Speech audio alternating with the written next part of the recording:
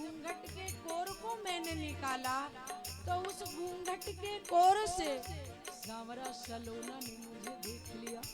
सीता जी ने कहा क्या?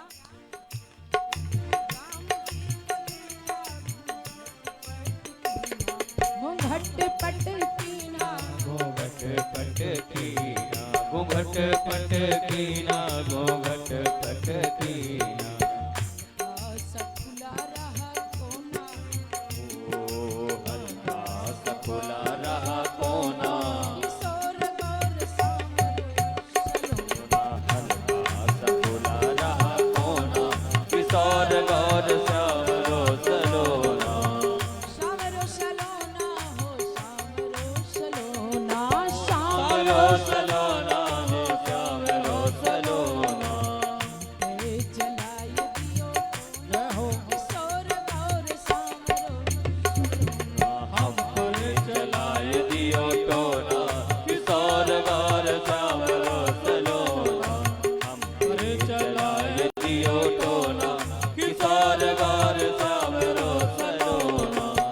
सीता जी ने कहा फिर क्या हुआ बावरी सखी? घूंघट के कोर से राम जी ने तुझे देख के टोने लगा दिया। बावरी सखी ने कहा हाँ। कहा फिर? मृदु मुस्काए राम मेरी ओर देखे। ओ मृदु मुस्काए राम मेरी ओर देखे, मृदु मुस्काए राम मेरी ओर देखे। मेरी ओर देखे जी मेरी ओर देखे। ओ मेरी ओर देखे जी मेरी ओर देखे। हो गया जो कुछ होना, हो गया जो कुछ होना, किशोर गौर सांवरो सलोना। हो गया जो कुछ होना, किशोर गौर सांवरो सलोना। चलाय दियो टोना, चलाए दियो टोना, किशोर गौर सांवरो सलोना। हम पर चलाए दियो टोना, किशोर गौर सांवरो सलोना। हम पर चलाए दियो टोना, किशोर गौर सांवरो सलोना।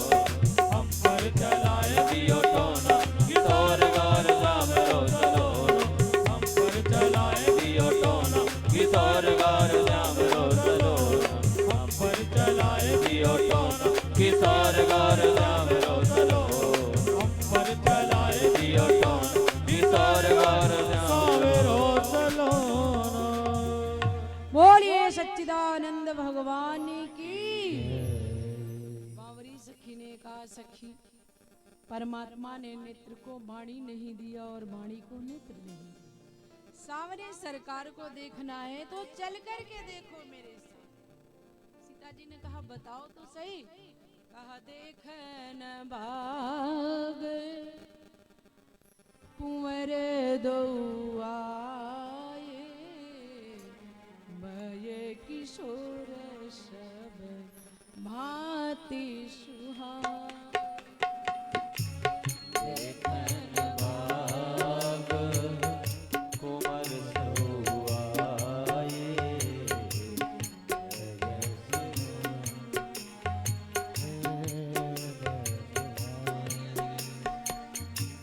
देखन बाग कुंवर दो आए, देखन बाग कुंवर दो आए, भय किशोर सब भांति सुहाए।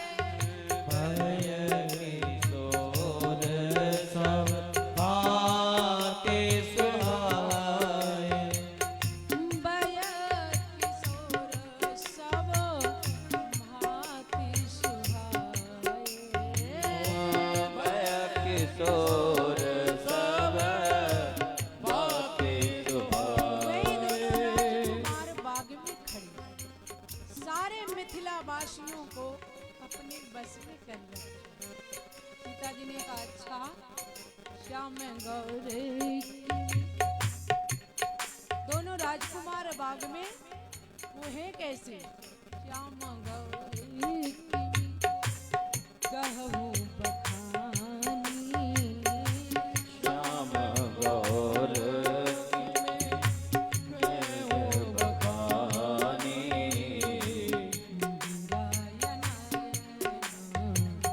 नयन बिनु बाई।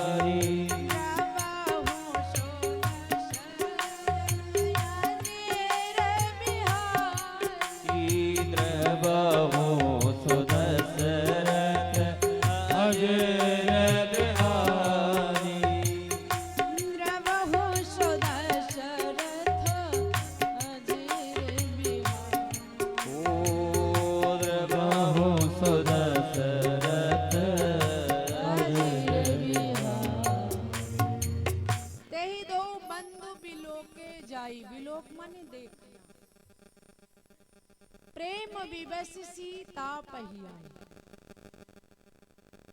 सावरे सरश्याम गौरी किमी कहूँ बखानी, गिरा अनयन नयन बिनु।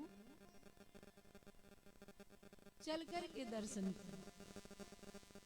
गोस्वामी जी कहते ये सखी सीता जी की आचार्या गुरु है। इसी सखी के माध्यम से प्रभु श्री राम सीता जी को मिले। तब सीता जी इस सखी को आगे एक सखी सी संग दी, आगे हो गई सीता जी बीच में और सखी पीछे।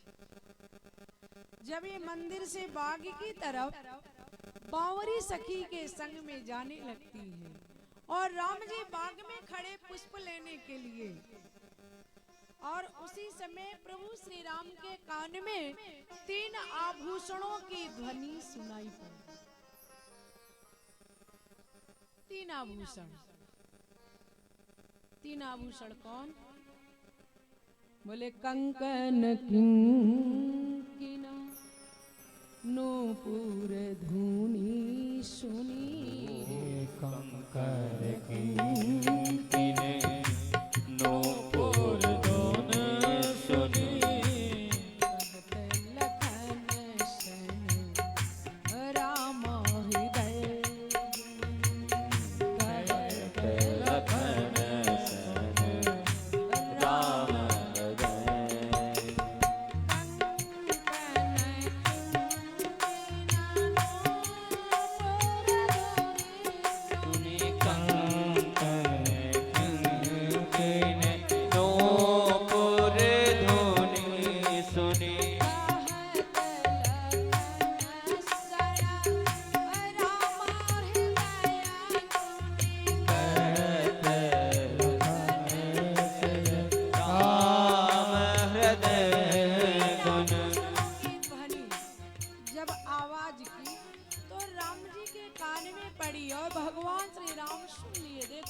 अभी सीता जी को देखे नहीं। सीता जी के शरीर अंग में जो गहने आभूषण हैं, इनकी आवाज को राम जी सुने हैं। दुनिया संसार के लोगों को जब हम देखते हैं तो हमें प्रेम होता है, पर राम जी ने देखा नहीं, सुना। क्या सुना? कंकन, मतलब हाथ का कंकन, कमर की करधनी और पांव का पायजे माने पैजनी, मोटा वाला माता जी जिसमें घुंघरू लगा रहता है। ये 3 आभूषण की ध्वनि को राम जी ने सुना। अच्छा, कैसे सुना? ये जो आभूषण, ये ध्वनि कैसे कर दी? जब मंदिर से सीता जी जाने लगी, अपने पांव को उठा करके रखती हैं, तो पांव की पैजनी में जो घुंघरू लगे हुए वो बज गए। हाथ को उठाया, हाथ को सीता जी जब बाग में पहुंचती हैं, तो वो भी किसी पेड़ पौधे को हाथ को उठाया पत्ते को पकड़ने के लिए, तो जो हाथ में कंकन पहनी उस कंकन से आवाज होता है, और फिर झुकती हैं, और जब झुकती हैं तो जो कमर में करधनी वो बोल पड़ी। तो राम जी ने सुना। यही पायल, यही पैजनी है जब हमारे राम जी वन को जा रहे हैं और सीता जी धरती खुरेद रही अंगूठे से। ये जो पांव की पायल है रोने लगी और किशोरी जी से कहने लगी कि आप जब वन को जाना, जब वन को जाना तो हमें उतार मत देना। तो सीता जी उस समय नूपुर से, जो पांव के पायल के नूपुर है, उस नूपुर से सीता जी ने निवेदन किया, कहा सुनो, इसमें मैं कुछ नहीं कर सकती, क्योंकि राम जी से मिलाने का काम पुष्प वाटिका में तूने हमारा किया था, और अभी हमारे प्रभु जा रहे हैं, अगर हमारे प्रभु श्री राम हमें वन को ले जाए ना, तो उस नूपुर ने कहा जब आप वन को जाना तो मुझे पाँव में धारण ही रखना, मुझे निकाल करके फेंक मत देना। वही नूपुर और वही गहने जब राम जी के साथ सीता जी को रावण अपहरण करके अपने रथ में बैठाया, आकाश मार्ग से जब लेकर जाने लगा, तो वही नूपुर आज भी सीता जी का सहायता किया। सीता जी ने निवेदन किया था कि तूने मिलवाने का काम किया था। फिर वही सुग्रीव के पास आभूषण रखे हुए थे, राम जी ने देखा और पहचाना। लक्ष्मण जी से पूछा, लक्ष्मण जी सारे गहने को नहीं बता पाए, लेकिन जब प्रणाम करने के लिए जाते थे तो नूपुर को देखा था, तो लक्ष्मण जी ने पहचाना और बताया।